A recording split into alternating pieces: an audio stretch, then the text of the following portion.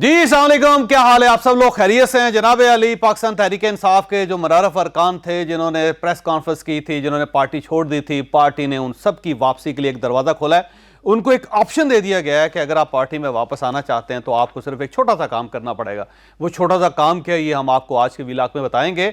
और पाकिस्तान पीपल्स पार्टी का ये क्लेम है कि सरफराज बुगटी साहब के साथ साथ अनवारुल हक काकड़ साहब निगरान प्राइम मिनिस्टर भी हमारी पार्टी में आ रहे हैं। क्या वाकई निगरान प्राइम मिनिस्टर पाकिस्तान पीपल्स पार्टी में जा रहे हैं? ये भी हम आपको आज के व्लॉग में बताएंगे। और पाकिस्तान तहरीक इंसाफ की एक एमएनए, खातून एमएनए ने, जिनका ताल्लुक लाहौर के साथ है, उन्होंने इमरान खान साहब से रब्ता करके कहा है कि मैं अपने बच्चों की फीस नहीं दे सकती, अगर आप मुझे इजाज़त दें तो मैं भी प्रेस कॉन्फ्रेंस करके आईपीपीस में दाखिल हो जाऊं। क्या वाकई ये बात दुरुस्त है या नहीं, ये भी हम आपको आज के व्लॉग में बताएंगे। और इसके साथ साथ पाकिस्तान तहरीक इंसाफ ने तमाम पार्टीज़ को, इलेक्शन कमीशन को और रियासत पाकिस्तान को सरप्राइज़ करने के लिए अपने उम्मीदवारों के लिए एक ऐसा फार्मूला बनाया है कि जो पूरे पाकिस्तान को हैरान कर देगा। वो फार्मूला क्या है, ये भी हम आपको आज के व्लॉग में बता रहे हैं। ज्यादा लोगों को यह मालूम नहीं होगा कि सरफराज बुगटी साहब और अनवारुल हक काकड़ साहब दोनों बहुत करीबी दोस्त हैं। और जब अनवारुल हक काकड़ साहब को प्राइम मिनिस्टर, निगरान प्राइम मिनिस्टर बनाने का फैसला किया गया था, तो उन्होंने खुद यह फैसला किया था कि सरफराज बुगटी साहब मेरे वजीर दाखिला होंगे और वो मेरे साथ गवर्नमेंट चलाएंगे। और जब सरफराज बुगटी साहब ने पाकिस्तान पीपल्स पार्टी ज्वाइन करने का ऐलान कर दिया, ये फैसला कर दिया और वो चले गए, तो उसके बाद फौरी तौर पर पाकिस्तान पीपल्स पार्टी ने यह खबर फैलाना शुरू कर दी कि अनवारुल हक काकड़ साहब अगले हमारे उम्मीदवार हैं।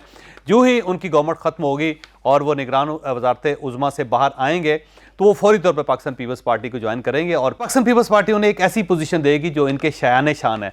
तो अगले टारगेट पाकिस्तान पीपल्स पार्टी के जो अनवारुल हक काकड़ साहब हैं, और ये क्लेम पाकिस्तान पीपल्स पार्टी के बहुत सारे लोग कर रहे हैं। कल कादर मंदोखेल साहब ने हमारे शो में भी ये कहा था कि सरफराज बुगटी साहब क्योंकि बहुत करीबी दोस्त हैं अनवारुल हक काकड़ साहब के, तो मैं बड़ा हैरान हूँ कि जब बुगटी साहब आ गए हमारे पास तो अनवारुल हक काकड़ साहब क्यों नहीं आए। और जब मैंने मुख्तलिफ सोर्सेज से पाकिस्तान पीपल्स पार्टी से पूछा तो उन्होंने कहा जी सरफराज बुगटी साहब ने अंदिया दिया है कि मैं अगर अनवारुल हक काकड़ साहब को कायल करने की कोशिश करूं तो निगरान हुकूमत के खात्मे के बाद वो पाकिस्तान पीपल्स पार्टी ज्वाइन कर सकते हैं, लेकिन फिर उन्हें ओहदा उनके शायान शान देना पड़ेगा। अब वो ओहदा क्या हो सकता है, ये एक मिस्ट्री है जो आने वाले दिनों में खुलेगी। लेकिन मेरा अपना ख्याल ये है कि अगर पाकिस्तान पीपल्स पार्टी बलोचिस्तान में गवर्नमेंट बनाने में कामयाब हो जाती है तो फिर अनवारुल हक काकड़ साहब वो पाकिस्तान पीपल्स पार्टी को ज्वाइन करेंगे और उसके बाद उन्हें वफाक में एक बेहतर पोजीशन दी जाएगी। वो कौमी असम्बली में हो सकती है या फिर सेनेट में हो सकती है, ये फिर आने वाला दिन ही साबित करेगा। यहाँ पे एक खातून एमएनए है पाकिस्तान तहरीक इंसाफ की, जो इस वक्त पंजाब से ताल्लुक़ रखती हैं और ज़ेर ज़मीन है, वो किसी जगह किसी को नज़र नहीं आ रही और ना ही वो गिरफ्तार हैं।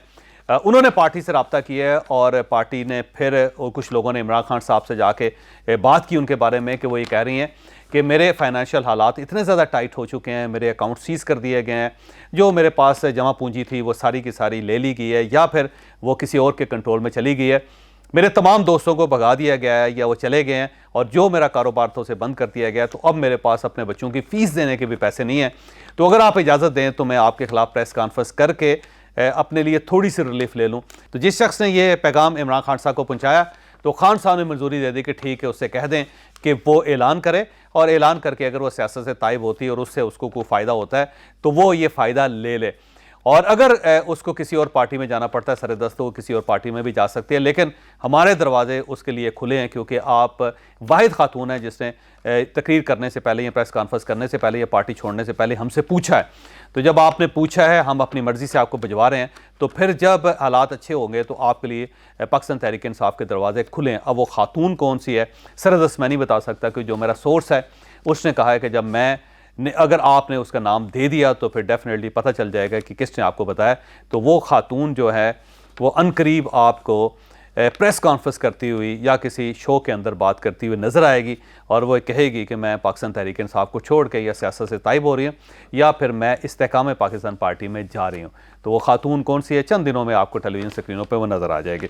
अब हम पाकिस्तान तहरीक इंसाफ के उन तमाम MNAs और लोगों की तरफ आते हैं जिन्होंने प्रेस कॉन्फ्रेंस करके या सियासत से ताइब हो के पार्टी छोड़ दी थी।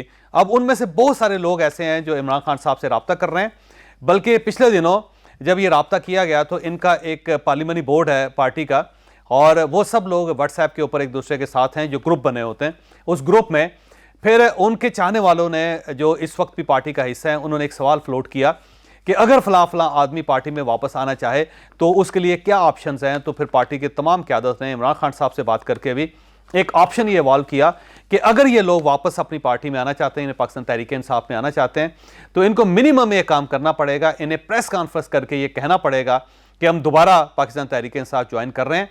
और उसके बाद अगर ये प्रेस कॉन्फ्रेंस करते हैं तो फिर पार्टी के दरवाजे इनके लिए खुले हैं। फिर पार्टी सोचेगी कि इनको वापस लेना चाहिए या नहीं लेना चाहिए, क्योंकि यहाँ पे दो खदशात हैं। एक खदशा ये है कि हो सकता है इन्हें किसी और के कहने पे वापस भेजा जा रहा हो और ये आके टिकट्स लेके और उसके बाद इलेक्शन विन करके हो सकता है हमें छोड़ दें, हमें धोखा दे दें।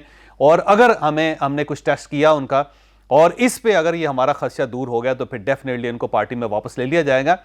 लेकिन अभी हमें अगर ये अंदेशा हुआ कि ये सिर्फ टिकट के लिए आ रहे हैं और उसके बाद जीतने के बाद ये वापस चले जाएंगे, तो फिर उनको टिकट नहीं दिया जाएगा। लेकिन बहरहाल पाकिस्तान तहरीक-ए-इंसाफ ने अपने जो मुरारफ अरकान है, जिन्होंने सियासत से ताइब होने का ऐलान किया था या पार्टी छोड़ने का ऐलान किया था, उनकी वापसी के लिए एक ऑप्शन पाकिस्तान तहरीक-ए-इंसाफ ने खोल दिया है। और ये ऑप्शन जो है ये इमरान खान साहब की मर्जी से खुल रहा है। तो वो लोग जो पार्टी में वापस आना चाहते हैं अब वो वापस आ सकते हैं और उसमें फवाद चौधरी साहब पहले बंदे होंगे जो ये अनाउंसमेंट करेंगे कि मैं पार्टी में वापस आ रहा हूँ। हो सकता है वो एक ट्वीट के ज़रिए ट्वीट करें और उसके बाद पाकिस्तान को बहुत सारे लोगों को पता चले। लेकिन अब ज़ाहिर है फवाद चौधरी साहब को उसकी कीमत भी अदा करनी पड़ेगी, तो मेरा ख्याल है वो कीमत अदा करने के लिए तैयार हो जाएंगे। उन्हें टिकट तो ज़ाहिर है नहीं मिलेगा क्योंकि उसके बाद जो उनके मुकदमात होंगे उन मुकदमात से उनके बचना इतना आसान काम नहीं होगा। लेकिन उनके कहने पे उनकी अहलिया को ये टिकट पाकिस्तान तहरीक-ए-इंसाफ दे देगी। तो अब पाकिस्तान तहरीक-ए-इंसाफ का टिकट जो है फवाद चौधरी साहब को मिलने वाला है, क्योंकि फवाद चौधरी साहब अपनी पार्टी में वापस जा रहे हैं। अब इसके साथ साथ कुछ और लोग भी हैं जो पार्टी में वापस आना चाहते हैं। वो कौन लोग हैं उसकी फहरिस्त आने वाले चंद दिनों में मैं आपके सामने रखूँगा, जो ये सोच भी रहे हैं और जिन्होंने पार्टी के साथ रब्ता भी किया। और अब हम आते हैं पाकिस्तान तहरीक-ए-इंसाफ के इलेक्शन की एक ऐसी स्ट्रैटेजी का जो बहुत ही हैरान कौन है। और मेरा ख्याल है जब पाकिस्तान तहरीक-ए-इंसाफ ये फैसला करेगी, अनाउंसमेंट करेगी, तो तमाम पार्टियों को हैरान कर देगी, बल्कि रियासत के बहुत सारे इदारे भी हैरान होंगे। लेकिन अब वो ज़ाहिर कोई सीक्रेट तो है नहीं जो मैं आपके सामने शेयर करने लगा, ये इसके बाद तो सीक्रेट नहीं रहेगा। पाकिस्तान तहरीक-ए-इंसाफ ने फैसला किया है कि वो 2 फहरिस्तें तैयार करेगी और एक फहरिस्त में वो लोग होंगे जिनके बारे में अंदेशा होगा कि शायद इन्हें इलेक्शन लड़ने की इजाज़त ना दी जाए।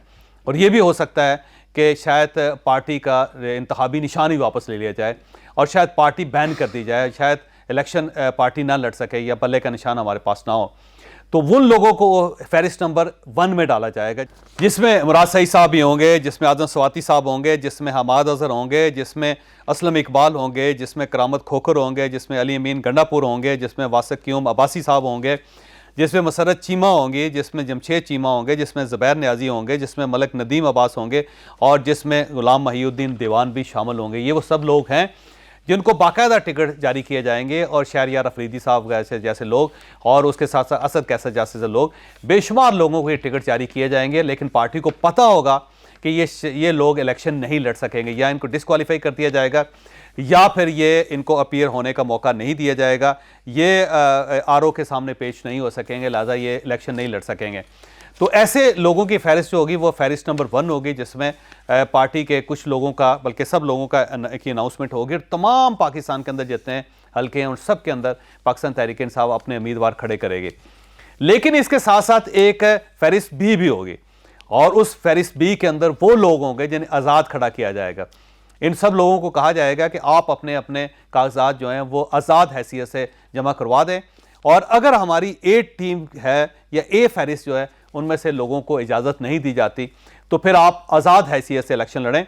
और उसके लिए पार्टी ने यह फैसला किया है कि वो अपने वोटर्स जो हैं सबको उससे पहले इतला कर देगी कि हमारा क्योंकि ए टाइप जो हमारे उम्मीदवार थे उनको इलेक्शन लड़ने की इजाज़त नहीं दी जा रही। तो अब ये जो बी टाइप में लोग हैं हम सब इनको सपोर्ट कर रहे हैं। तो पार्टी की तरफ से एक अनाउंसमेंट हो जाएगी कि आप ने अगर वोट देना है तो आप इन आज़ाद उम्मीदवारों को वोट दे सकते हैं और उसके बाद जब ये आज़ाद उम्मीदवार मुंतखब हो जाएंगे तो फिर ये सब लोग मिल के अपनी एक पार्टी बनाएंगे और उस पार्टी के हैसियत से फिर ख़वातीन जो MNAs हैं उनका फ़ैसला करेंगे। तो एक बहुत अच्छी स्ट्रैटेजी पाकिस्तान तहरीक-ए-इंसाफ ने इवॉल्व किया है और उसमें इनके जो उम्मीदवार हैं उनकी 2-2 फहरिस्तें तैयार हो रही हैं। पहली फहरिस्त जो है उन लोगों की होगी जिसके बारे में खदशा होगा कि शायद इन्हें इलेक्शन लड़ने की इजाज़त ना मिले और दूसरी फहरिस्त में वो लोग होंगे जो आज़ाद हैसियत से इलेक्शन लड़ेंगे। तो ये एक नई टेक्निक पाकिस्तान तहरीक-ए-इंसाफ ने इवॉल्व की और मेरा ख्याल है ये बड़ी दिलचस्प है।